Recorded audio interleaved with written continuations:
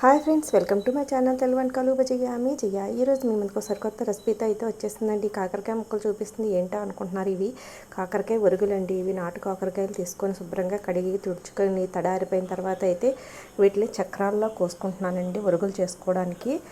చూసండి, అటు ఇటు ముచ్చుకులు తీసేసి మనకి మరీ దలసరిగా కాకుండా మీడియంగా కట్ చేసుకుంటే మనకి బాగా డ్రై అవుతాయండి. చూసారు కదా నేను ఎలా కోస్తున్నానో అలాగా వీటికి గింజలు కానీ ఇంకేమీ తీయవసరం లేదండి. చూసారు కదా పైన తక్కువ కూడా ఏమీ తీయలేదు. మనం ఎలా ఉన్నది అలా కడిగి కట్ చేసుకున్నాం, తుడుచుకొని తడి లేకుండా ఆరబెట్టుకున్న తర్వాత కట్ చేసి ఇలాగా సాల్ట్, వాటికి సరిపోయినంత సాల్ట్, కొంచెం పసుపు వేసి ఇట్లా బాగా కలుపుకొని ఒక 10 నిమిషాల పాటు పక్కన పెడితేనండి అందులో ఉన్న వాటర్ అంతా వచ్చేస్తుంది బయటికి.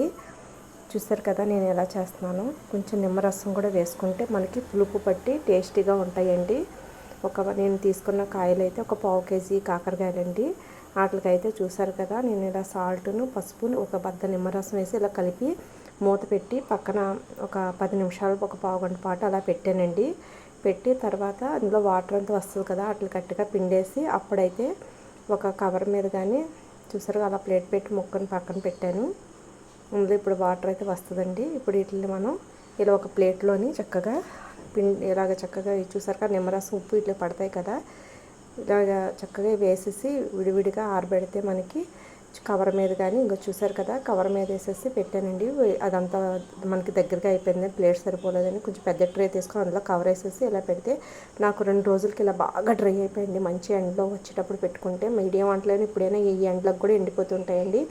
బాగా డ్రై అయినట్లవి మనం ఏదైనా డబ్బాలో కానీ బాక్స్లో కానీ వేసుకొని స్టోర్ చేసుకోవాలి, గాలి తగలకుండా, అప్పుడు గట్టిగా ఉంటాయండి. నూనె వేడెక్కిన తర్వాత మీడియం మంటలో పెట్టి ఇలా మంచిగా బ్రౌన్ కలర్ వచ్చే వరకు వేయించుకుంటే క్రిస్పీగా ఉంటాయండి.